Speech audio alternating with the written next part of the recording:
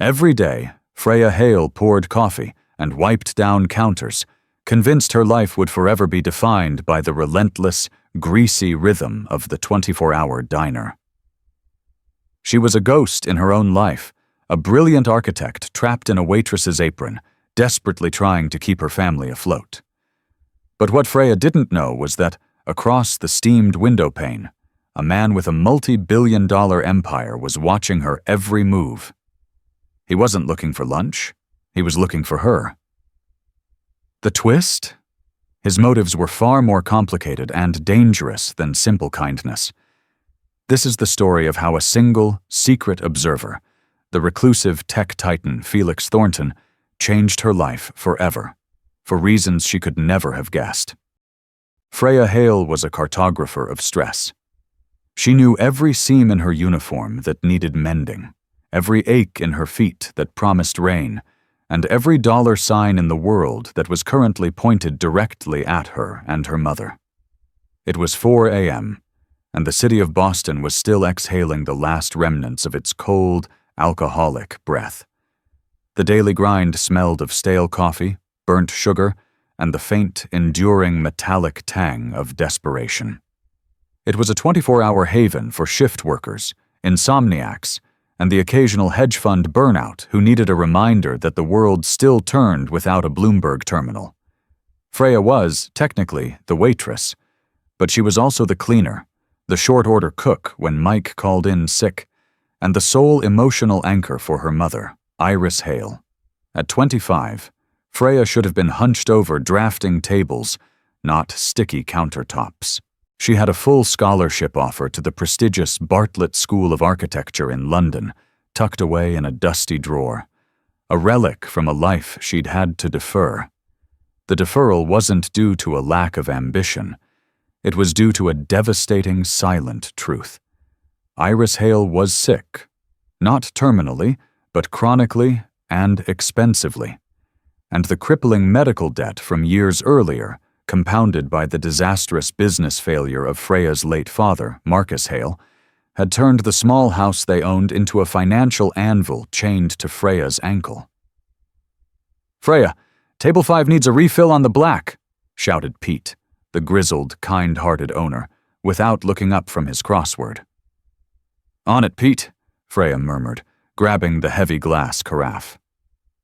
Table 5 was a man who looked conspicuously out of place. He wore a perfectly tailored dark cashmere overcoat draped over the back of the booth, and a watch that probably cost more than Freya's last 5 years of wages combined. His name, Freya learned from his credit card slips, which he always left unsigned and crumpled, was Felix Thornton. Felix Thornton, the reclusive billionaire founder of the global data analytics firm, Kronos Tech. He wasn't supposed to be here. He usually frequented the gilded cages of downtown finance clubs. Yet, for the past 4 weeks, every Tuesday and Friday morning, Felix sat at the same booth, ordered the same weak black coffee, and did the same unnerving thing. Nothing. He wasn't on his phone. He wasn't reading. He simply observed. Freya slid the carafe onto the table and topped off his mug, the dark liquid swirling against the porcelain. "Anything else, Mr. Thornton?" she asked, her voice professional but flat. She knew the answer. Felix looked up. His eyes, a startling, clear shade of gray, met hers. Freya felt a momentary, sharp jolt. It wasn't the look of a predator or a flirt. It was the look of a scientist studying a specimen. It was unnerving. "No, thank you, Freya," he replied, his voice a low, resonant baritone that seemed to belong on a stage, not in the daily grind. He knew her name because he saw it on her name tag, but the way he said it, slow, respectful, almost thoughtful, made her feel briefly seen, rather than just addressed. As she walked away, she felt his gaze follow her, not dismissively, but with an intense, quiet curiosity. Freya's thoughts snapped back to the urgent reality. The mortgage payment was due in 5 days. The interest-only loan, secured by her father's desperate, dying attempts to keep his small contracting business afloat, was handled by a notoriously aggressive holding company, Crane and Associates. The name of the company's founder, Hudson Crane, was a curse word in the Hale household. Crane had bought their debt for pennies on the dollar and had been systematically tightening the screws ever since Marcus Hale passed away, waiting for the perfect moment to foreclose on the property that held Iris's meager, failing health and Freya's entire future. In her pocket, a scrap of paper was balled up. It was a final demand letter. Immediate remittance of $7,500 required to halt initiation of foreclosure proceedings. Signed, H. Crane. Freya smoothed out the paper in the back booth, her hand trembling slightly. This wasn't just a late payment. This was the final countdown. Iris's next chemotherapy treatment was scheduled for the same week. She couldn't lose both the house and the treatment. She glanced over the counter. Felix Thornton was still sitting there, seemingly oblivious, sipping his weak coffee in his expensive suit, a monument to wealth she could never attain.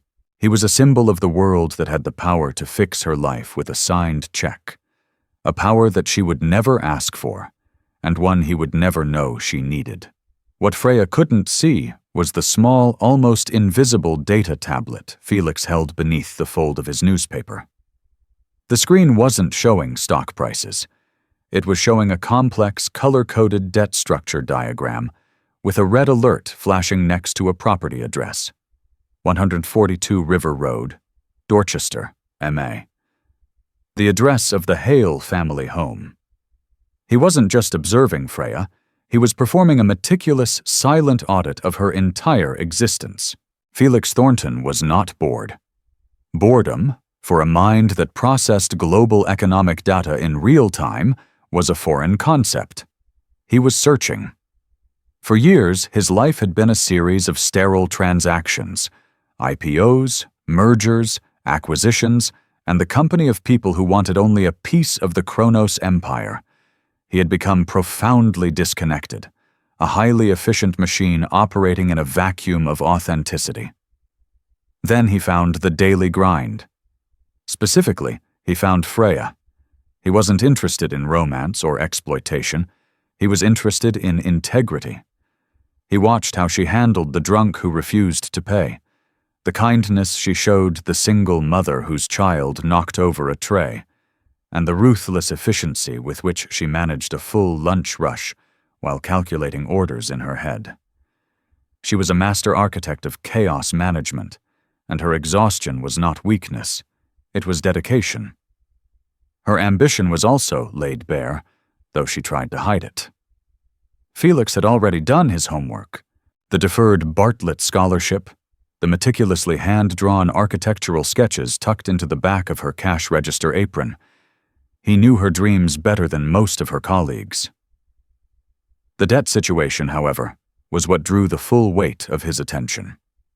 The foreclosure threat was not just a debt, it was a strategically executed predatory play. And it led directly back to the one name that made Felix's typically icy composure crack: Hudson Crane. Crane and Associates was a real estate and debt vulture fund known for gutting struggling families for quick profit. Felix and Hudson had a decade-old simmering rivalry rooted in a complex, almost forgotten deal involving an early Kronos acquisition. A deal where Crane had tried to leverage insider trading secrets against Felix, and failed spectacularly. The resulting feud had been quiet, but deadly. Now, Hudson Crane was circling Freya Hale's family property like a shark, and Felix felt a profound, almost protective surge of interest. Crane was despicable. Freya was genuine. The universe had placed an irresistible target in his path. This Friday, the morning was particularly tense. Freya's face was pale, and her movements were sharper, fueled by adrenaline rather than coffee. The final demand letter had clearly taken its toll. Felix had already initiated his countermove. It was purely transactional, cloaked in layers of complex offshore financing, impossible for Crane to trace. He hadn't just paid the $7,500 arrears. He had quietly purchased the entire lien from the secondary market using a shell corporation, effectively becoming the sole mortgage holder, just hours before the foreclosure clock was set to run out. He sipped his coffee, watching Freya struggle to balance a tower of plates. He had saved her house, but she didn't know it. She was still fighting the shadow of Hudson Crane, a shadow Felix himself had momentarily vanquished. The bell above the door chimed, and a gust of cold air brought in two unwelcome additions. One was a sharp-suited lawyer, all angles and expensive leather. The other, however, made Freya freeze mid-stride, Hudson Crane himself. Crane was a mountain of a man, dressed in a custom garish blue suit, his features set in a permanent sneer of entitlement. He walked straight past the queue, making a beeline for Freya. "Freya Hale!" Crane's voice boomed, loud enough to silence the low hum of the diner. "I trust you received my correspondence regarding 142 River Road?" Freya's professional mask wavered, replaced by a flicker of pure rage. "Mr. Crane, I'm at work. This is highly inappropriate." "Appropriate?" Crane chuckled, a sound like gravel rolling down a hill. "What's inappropriate is your family's persistent insolvency. 5 days, Freya. Pay the $7,500 plus the penalty fees, or you'll be serving hash browns from a shelter, and I'll be building luxury condos on top of your memories." Freya gripped the edge of the counter, her knuckles white. "My mother is ill. We're arranging the funds. We just need a short extension." "I don't do extensions, girl," Crane spat. "I do business. Your father was a failure, and you're about to inherit his legacy of ruin. The property is mine. Consider this a courtesy call." The humiliation was palpable.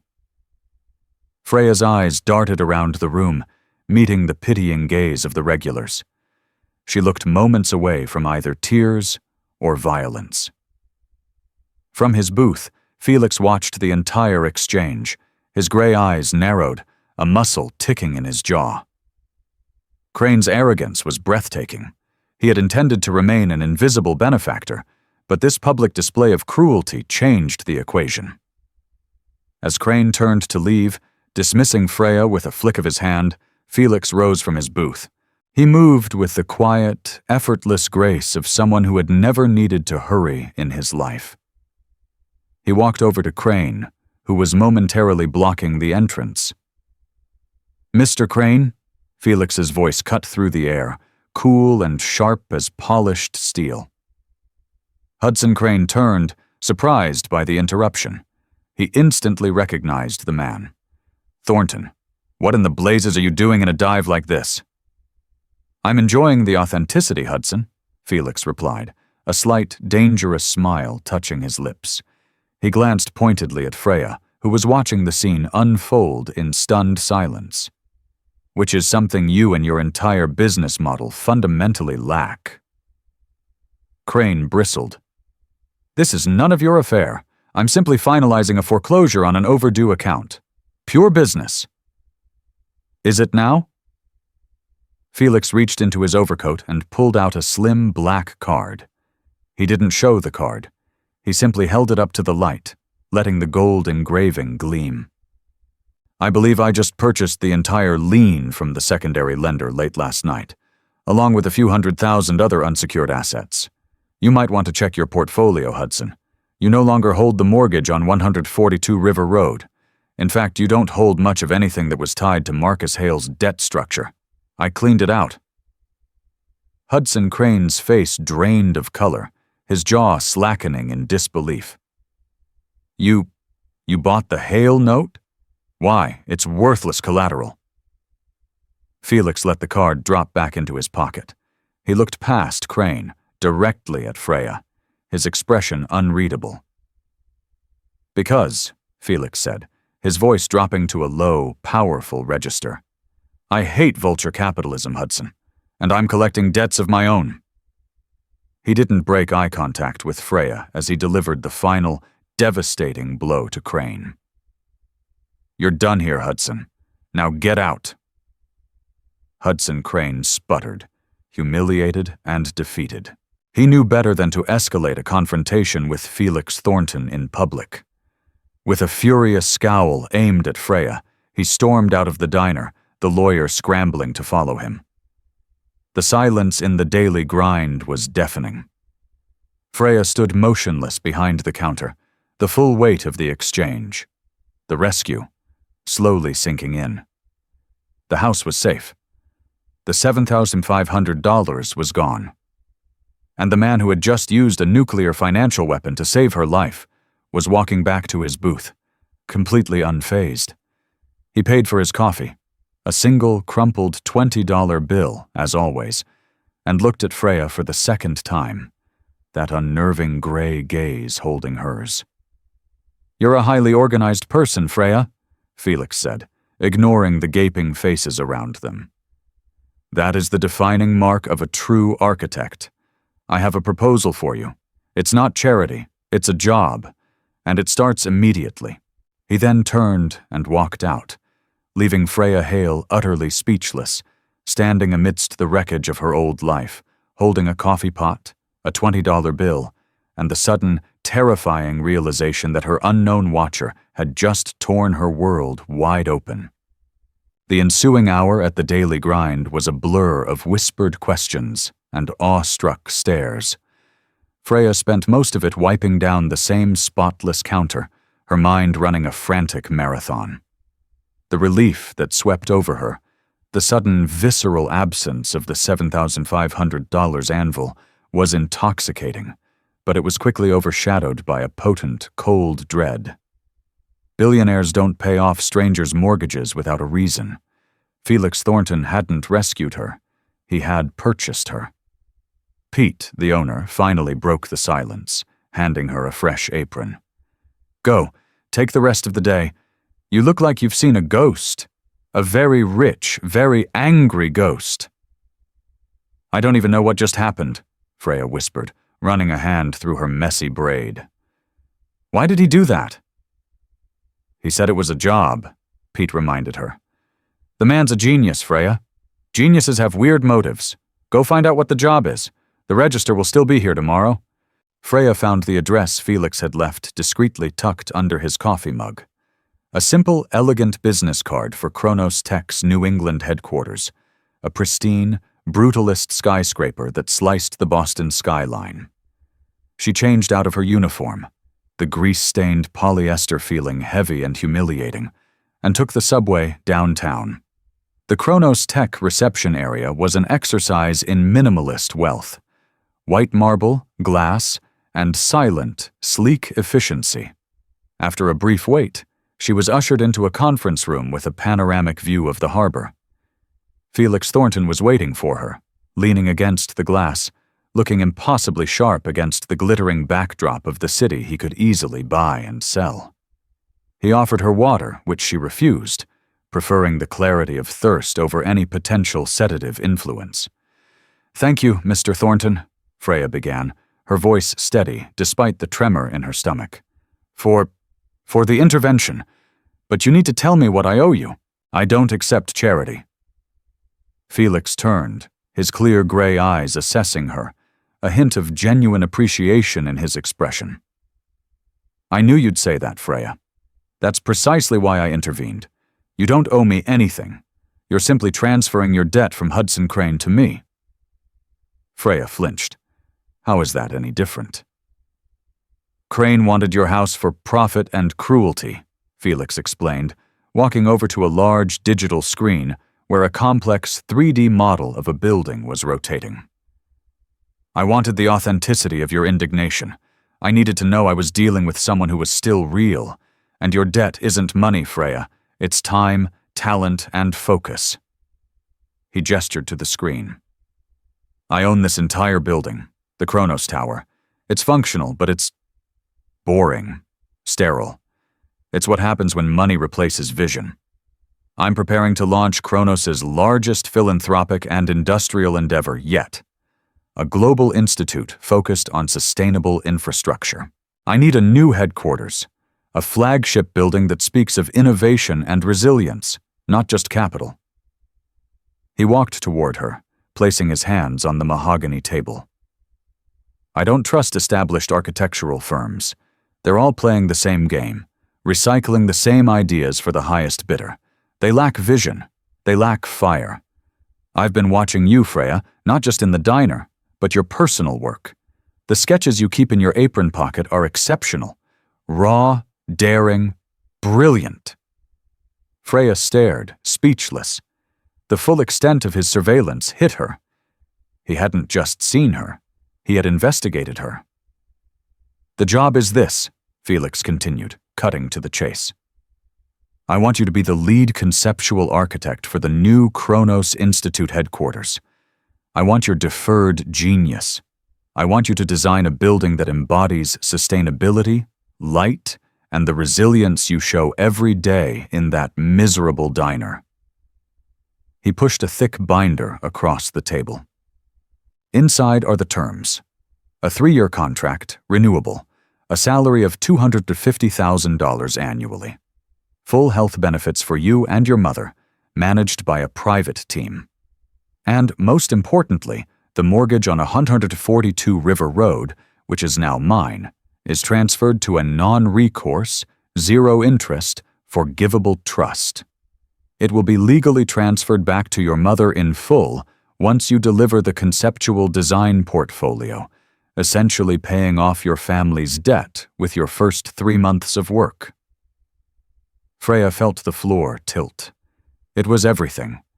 A salary that dwarfed her wildest dreams, the medical care Iris desperately needed, and the chance to finally pursue the career she was born for.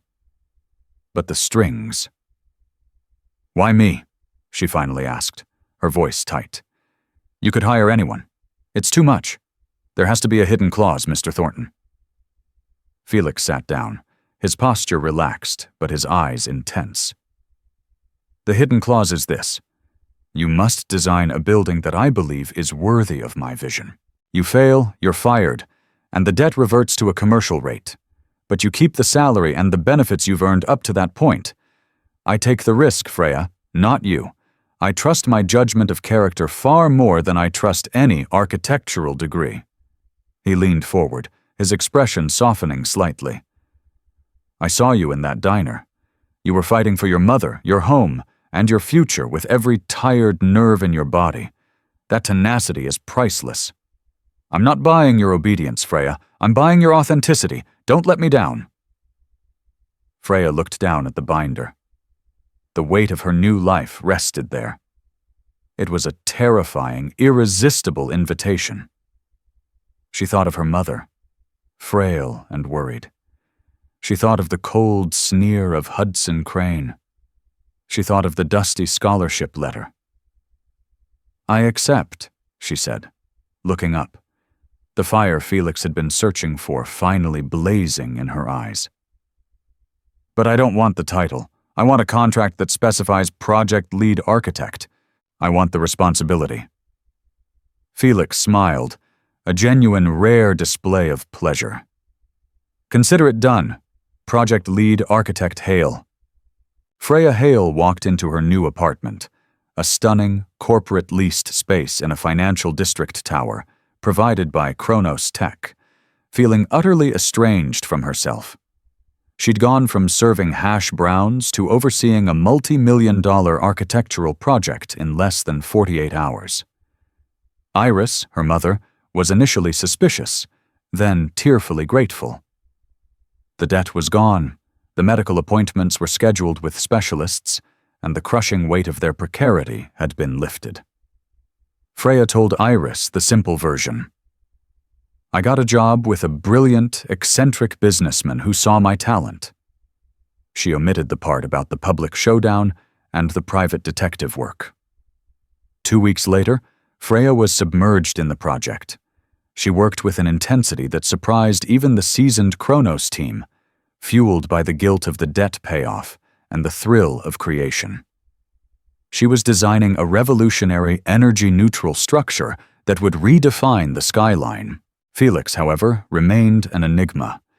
He rarely appeared in the offices, preferring remote updates. When he did, the air crackled with a strange mix of mentorship and tension. He treated her as a peer, but the memory of his clinical observation in the diner persisted.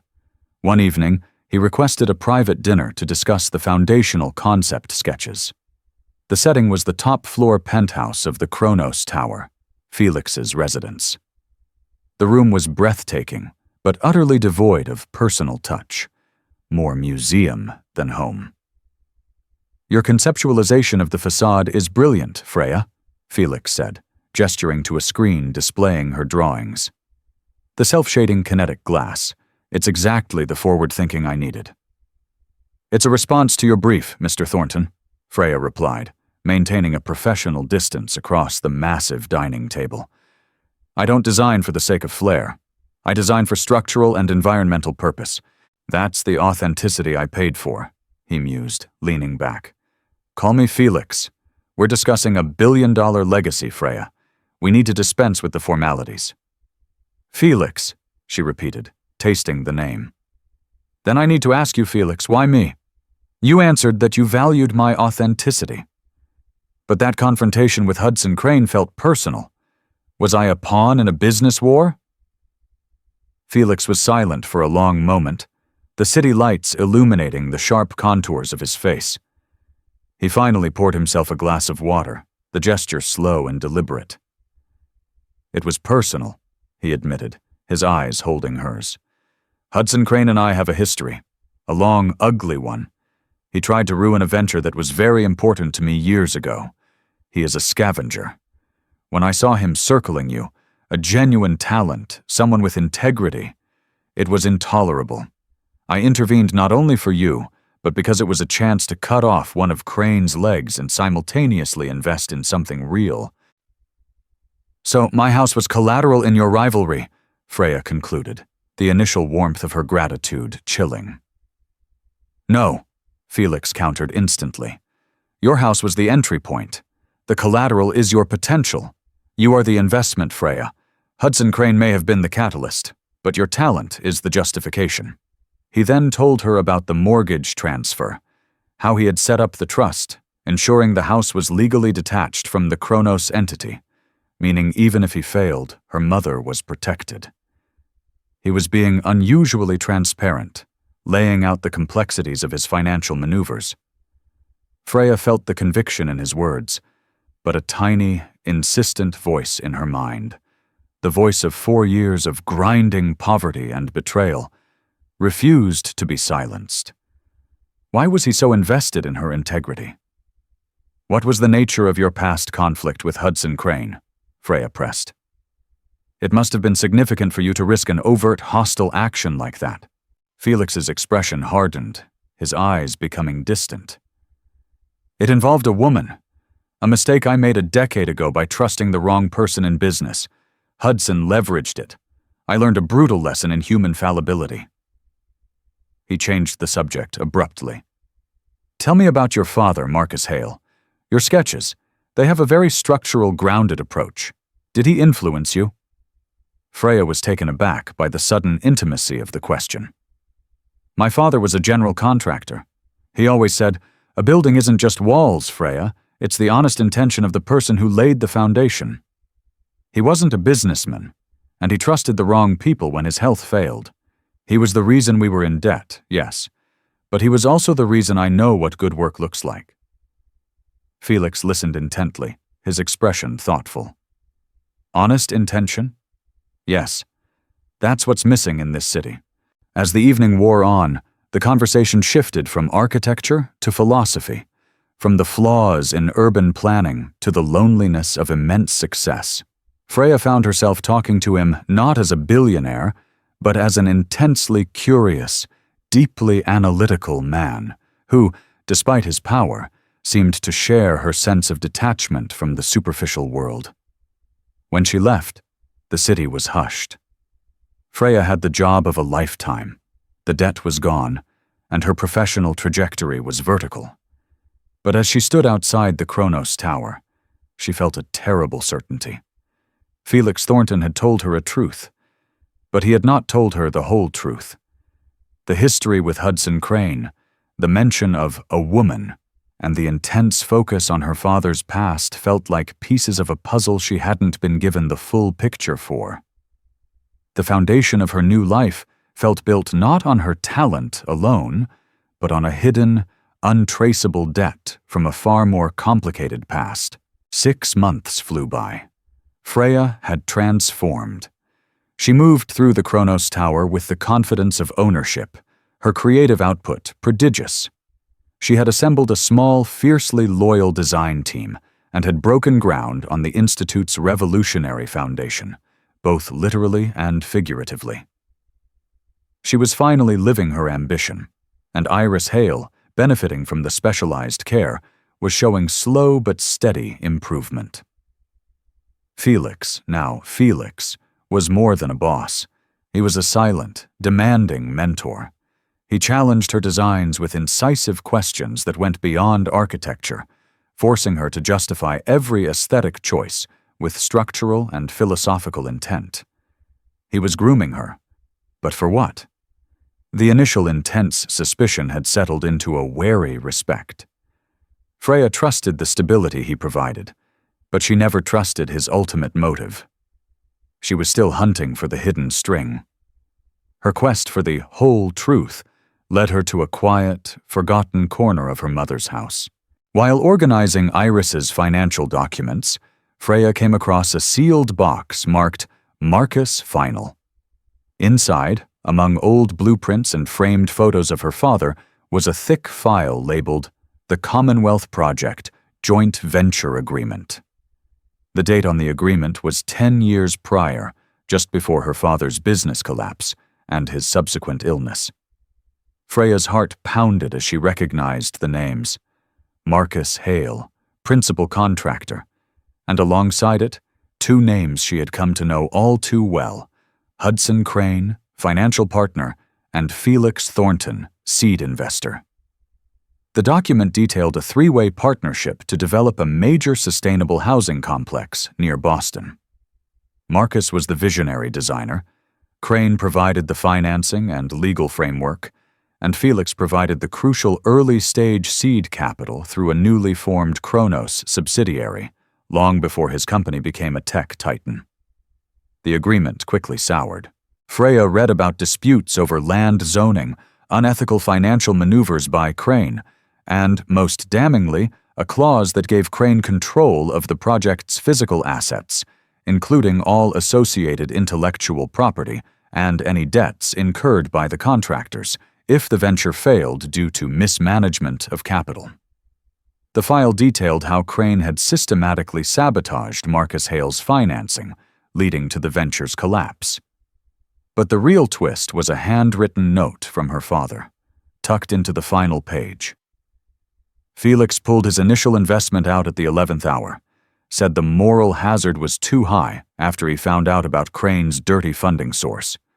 He saved his skin, but the withdrawal triggered the mismanagement clause in Crane's favor. He knew what would happen to me. He had the power to stop Crane, but he chose to cut his losses and walk away clean. That choice, that silence, is why we lost everything. The truth hit Freya with the force of a wrecking ball. Felix hadn't rescued her from Hudson Crane out of altruism or a generic dislike of vulture capitalism. He had rescued her because he was the original co-conspirator in her family's ruin. He had made the calculated choice to protect his nascent empire 10 years ago, leaving her father exposed to Crane's predation. Freya's entire family tragedy, her mother's illness, the debt, the years in the diner, it was all fallout from a business decision Felix Thornton had made. Her authenticity wasn't the investment, it was the reparation. The memory of their dinner conversation flooded back. It involved a woman. A mistake I made a decade ago by trusting the wrong person in business. Freya realized he hadn't been talking about a personal relationship. He was talking about her father. The mistake was trusting a partner like Crane, and the fallout was the Hale family ruin. Freya felt a cold, terrifying emptiness in her stomach. She hadn't been saved. She had been quietly bought off by the man who felt responsible for the crime. Her success was a golden cage, and her newfound confidence was built on a foundation of unforgivable lies. She folded the document, her hands shaking, and placed it back in the box. She wouldn't confront him yet. She needed proof, leverage, and a plan. She needed to become the architect of her own revenge. The next day, Freya walked into Kronos Tech with a chilling calm. She acted as if nothing had changed, plunging deeper into her work. The more she understood the intricacies of the Institute project, the more she understood the stakes for Felix. This building wasn't just a flagship. It was Felix's legacy, a public, massive declaration of his moral rebranding after years of being labeled a ruthless data magnate. If the project failed or was tarnished by scandal, his reputation would be irrevocably damaged. She requested a meeting with Felix under the pretense of a structural review. They met in his private office, the city below them glistening like a carpet of shattered glass. "Your latest iteration of the core is structurally sound," Felix complimented, reviewing the digital models. "But I feel your spatial flow is becoming constrained. You're overthinking the internal supports." "I'm ensuring resilience, Felix," Freya replied, meeting his gaze. "The integrity of the foundation is paramount. No sudden withdrawals." The double meaning hung in the air like ozone before a storm. Felix didn't flinch, but his eyes narrowed imperceptibly. He knew she was testing him. "I agree," he said simply. "Integrity is everything." Freya took a deep breath. "Speaking of integrity, I had a call this morning from an acquaintance of my mother's, a woman named Evelyn Chen. She used to work with my father on the Commonwealth project 10 years ago." She watched Felix's expression. It remained neutral, but the air around him felt suddenly pressurized. "She mentioned a crucial early-stage investor who pulled out at the last minute," Freya continued, her voice level. "It was a necessary, strategic withdrawal, but it had devastating consequences for the general contractor, my father. It seems that withdrawal triggered a punitive clause, allowing Hudson Crane to seize all the assets and effectively bankrupt my family." Freya leaned across the table, maintaining intense eye contact. "I believe that investor was you, Felix. That's why you knew the exact debt structure.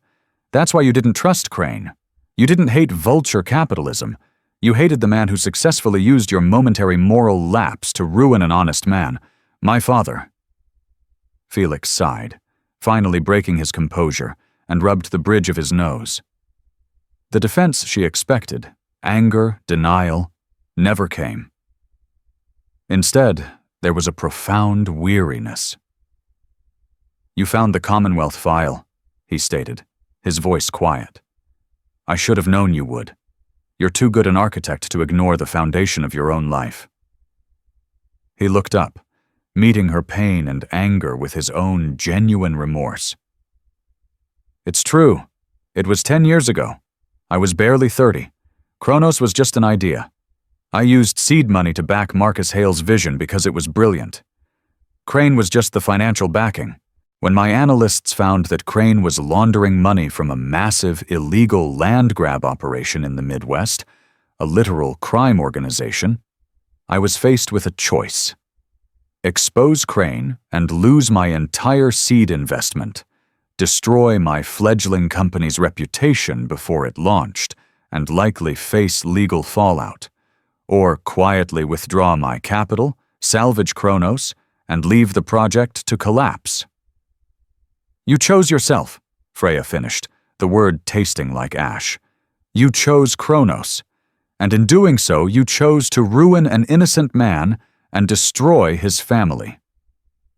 I chose to save my life's work, yes, Felix admitted, the raw truth hanging between them. It was the single most agonizing, pragmatic decision I ever made. Marcus Hale was the collateral. When I saw Hudson Crane harassing you in that diner, I didn't just see a chance to spite an old rival. I saw a chance for atonement. I didn't save you out of altruism, Freya. I saved you out of guilt. And I hired you because I saw your father's brilliance, only backed by your tenacity. The building, the institute, is my way of building the vision your father deserved to build." Freya stood up, pushing her chair back violently. "You call it atonement? I call it a bribe. You bought my talent, gave me a new life, and installed my mother's care team, all to quiet your conscience and build your ethical corporate facade. You made a strategic acquisition of my entire future to repair your past." "Then use the bribe, Freya," Felix shot back, rising to face her. "Use the salary. Use the best medical care your mother has ever had. Use the firm, the team, the budget. Design the greatest structure of your generation, and then walk away with a portfolio that can't be bought, leaving me with a clean conscience and a structure built on your father's vision. You still win. You still become the architect you were meant to be." "No," Freya whispered, tears stinging her eyes. "My father said a building is the honest intention of the person who laid the foundation. And your intention, Felix, is corrupted. Everything you've given me is tainted." She walked toward the door, her hands fisted. "I am not collateral. I am not a reparation. And I will not build your temple of atonement." "Freya, wait!" Felix called after her. She stopped at the door, turning back with a glacial expression. "I'm not quitting. I own this project's creative vision. I will deliver the final conceptual portfolio, a masterpiece, built for my father's legacy, not your conscience. And when it is finished, you will publicly sign over the 142 River Road deed to Iris Hale as promised, and I will walk away with my own clean integrity. Until then, you are my client, and nothing else. And I want the Commonwealth Project file, your file, on my desk by morning." She left, slamming the heavy door behind her, leaving Felix Thornton alone in the penthouse, facing a crisis far more volatile than any stock market crash. The sudden, devastating loss of the one thing he had been searching for, the authentic connection and respect of the one person he had wronged. Freya Hale was free from his debt, but he was trapped by his own. The tension between Freya and Felix became a live wire that ran through the Kronos Tower. Their professional interactions were flawless, sharp, focused, and utterly devoid of warmth. Freya worked with a maniacal intensity, fueled by the desire to prove that her talent was independent of his pity or guilt. She refused to take a single penny more than her salary and moved out of the corporate apartment, returning to her mother's now secure home to work from a spare room, distancing herself from the gilded cage he had built. Meanwhile, Hudson Crane, humiliated by his public defeat and infuriated by Felix's incursion into his debt portfolio, was not idle. He was a predator, and Felix's new institute land was too tempting a target. Crane's research unearthed the decade-old Commonwealth Project file and, more importantly, the fact that Felix had used Freya's father's original conceptual designs, which Crane technically still owned the IP rights to, thanks to the punitive clause, as the inspiration for the new institute project. Crane saw a devastating opportunity: ruin Felix, reclaim the land, and destroy Freya's career in one move. The day of the Institute's official public announcement and conceptual portfolio presentation arrived. It was set to be the launch of Felix's moral legacy, a high-stakes media event. Freya stood backstage, looking at her finalized presentation model. It was a masterpiece of sustainable design, a stunning marriage of structural integrity and environmental purpose, fully embodying the legacy her father had dreamed of. It was ready. Suddenly, a security guard rushed in, his face pale. "Ms. Hale, Mr. Thornton is requesting you immediately. There's a situation." Freya found Felix in a restricted conference room, along with his lead counsel. Felix looked utterly defeated. "Hudson Crane just hit us with an injunction," Felix said, his voice clipped. "He's claiming the design is based on the intellectual property of the defunct Commonwealth Project, which, under the old partnership terms, he legally controls. He has documentation showing he holds the rights to all derivative works tied to Marcus Hale's concepts from that period." "But my design is 90% new," Freya protested, her heart sinking. It's fundamentally different." "It is," the council confirmed grimly. "But he claims the core philosophy and structural layout are derivatives. The judge issued a temporary injunction. We cannot proceed with the announcement or use the conceptual model until the IP claim is resolved.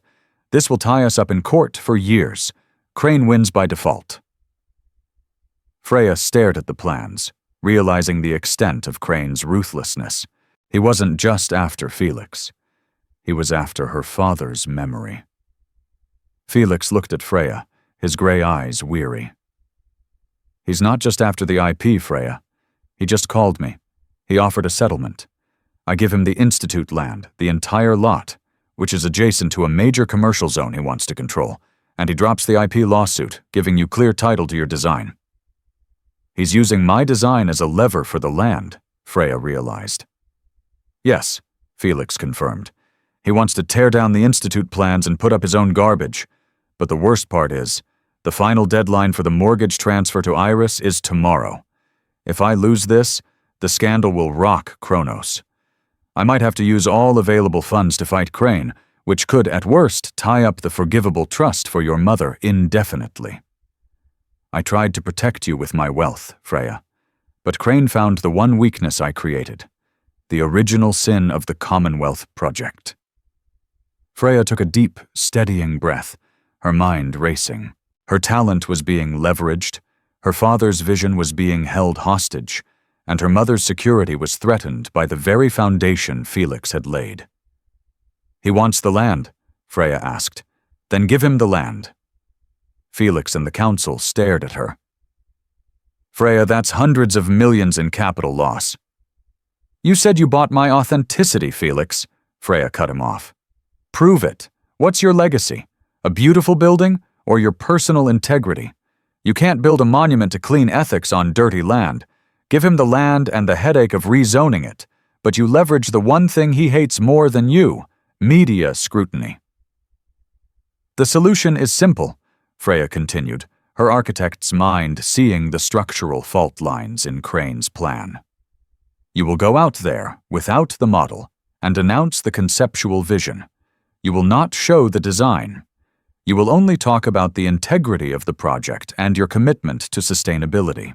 Then, you will announce that due to a last-minute, deeply suspicious IP claim by the disgraced Hudson Crane, the man who bankrupted Marcus Hale a decade ago, you are not merely withdrawing from the current site, but donating it to a municipal housing fund, sacrificing the land for the greater good." Felix slowly understood. "You'll make him a villain who's been gifted a liability." "Exactly," Freya confirmed. "You don't fight him in court. You fight him in the court of public opinion.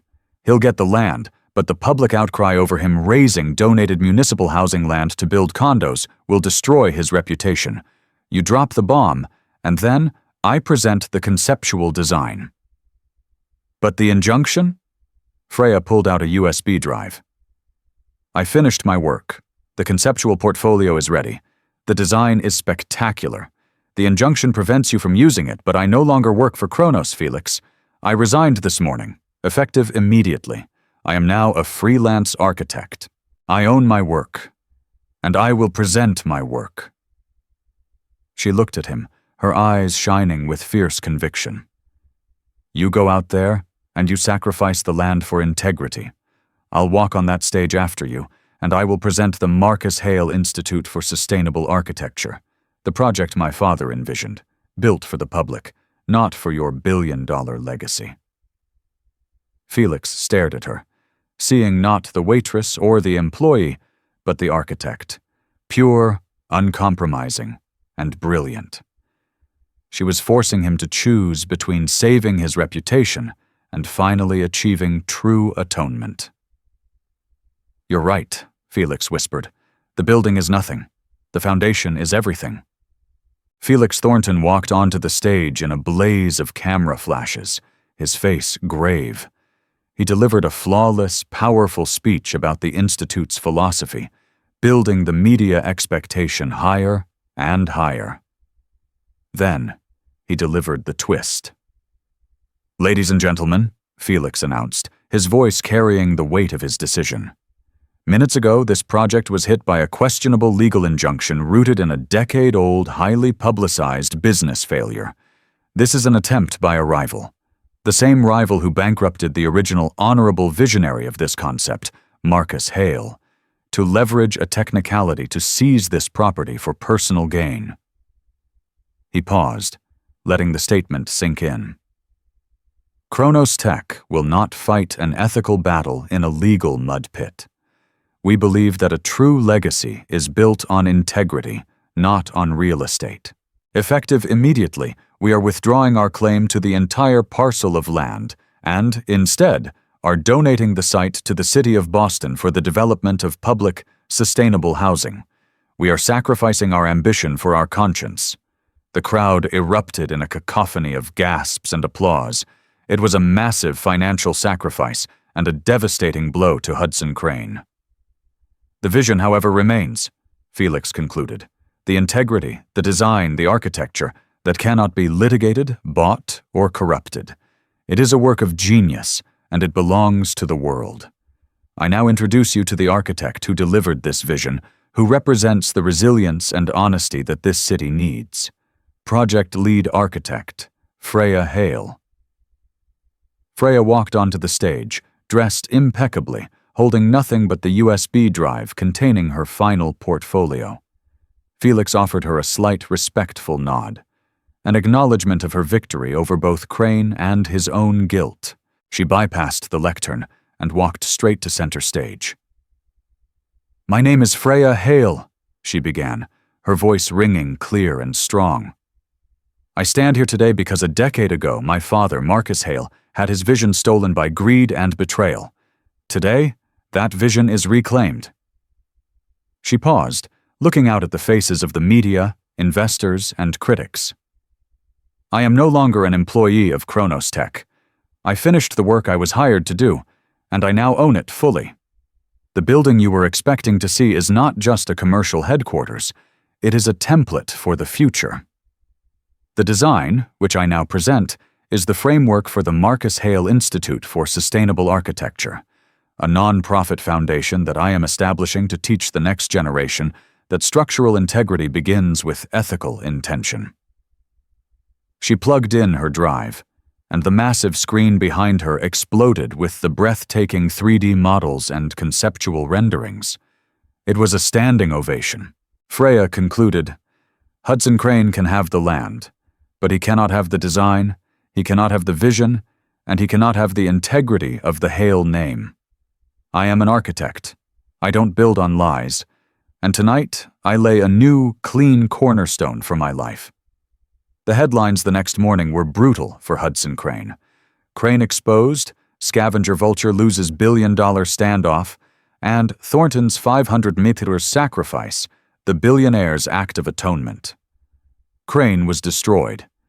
The donated land was now toxic to him, his reputation in tatters, and the IP lawsuit was dismissed the following week after the media storm. A few days later, Freya found Felix waiting for her in the humble entryway of 142 River Road. He held a simple manila folder. "The deed," Felix said, handing it to her. "Fully executed. The trust is dissolved. Iris Hale is the sole, free, and clear owner of the property. You have earned this, Freya." Freya took the folder, the weight of the paper feeling heavy and final. "And the Commonwealth file?" "Burned," Felix replied. "I destroyed every last piece of the legal entanglement. The past is settled." "Thank you, Felix," she said, genuinely, for the first time since the revelation. "Thank you, Freya," he returned, his gaze softer than she had ever seen it. "You taught me that true power isn't about what you can acquire, but what you are willing to lose to regain your conscience. You forced me to choose authenticity. You saved me from myself." He paused, then added, "The Marcus Hale Institute needs funding, and I know an investor who needs a new purpose." Freya smiled, a tired but utterly triumphant smile. "I accept the meeting, Felix, but this time you're not the savior. You're just a partner, and the foundation is clean." She had lost the job, But she had gained everything: her mother's security, her father's legacy, and her own untarnished future. The waitress had no idea who was watching, but the architect now knew exactly who she was. 2 years later, the Marcus Hale Institute for Sustainable Architecture was not a building. It was a movement. Freya, now 27, operated the non-profit from a sleek, renovated space in downtown Boston, funded by a massive, unconditional endowment from the newly rebranded Thornton Foundation, managed by Felix. Iris Hale was now in full remission, spending her days tending a small, vibrant garden she had installed at 142 River Road, her health and spirit finally restored. The debt was a forgotten nightmare. Freya and Felix had built a partnership based on equal terms. He was no longer the all-knowing observer. He was the pragmatic strategist, and she was the ethical visionary. They respected each other's strengths and their mutual, hard-won integrity. One afternoon, Felix found Freya sketching in her office, not blueprints, but an ornate, classical-style entryway. "That's beautiful," he observed. "A little traditional for your style." Freya looked up, smiling. "It's for the new home office of the Thornton Foundation. You need a space that finally feels like yours, not just a holding place for capital." "I only hired you to design a new headquarters, Freya," Felix teased. "I didn't hire you to reform my personal aesthetic." "Yes, well, I have a tendency to over-deliver," she replied, leaning back. She pointed to a framed photograph on her desk. A faded picture of her father, Marcus, beaming next to a much younger, slightly awkward Felix, standing in front of the blueprint for the original Commonwealth project.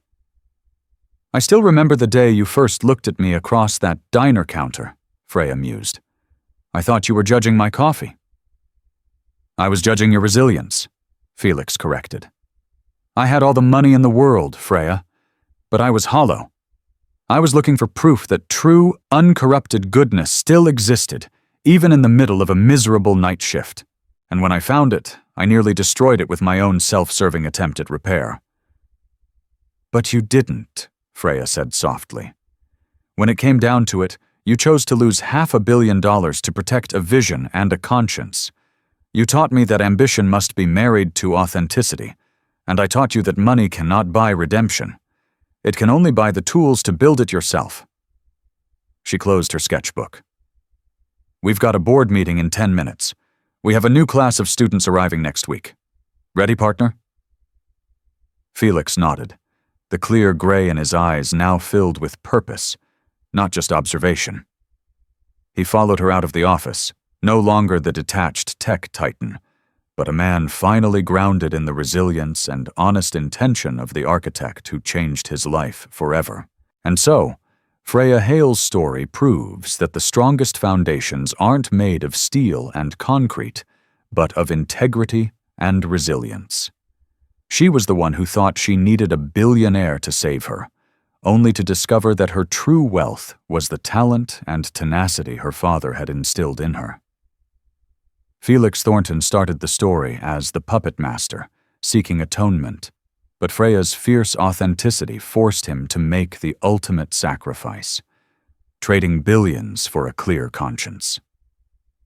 The ultimate twist is that the waitress didn't just change her life, she completely changed the life of the billionaire watching her. If Freya's story of resilience, ambition, and the true price of integrity resonated with you, show your support. Don't forget to like this video, share it with someone who needs an inspiring twist in their life, and hit that subscribe button and the notification bell so you don't miss the next epic drama that proves anything is possible. Tell us in the comments, what would you design with a clean slate?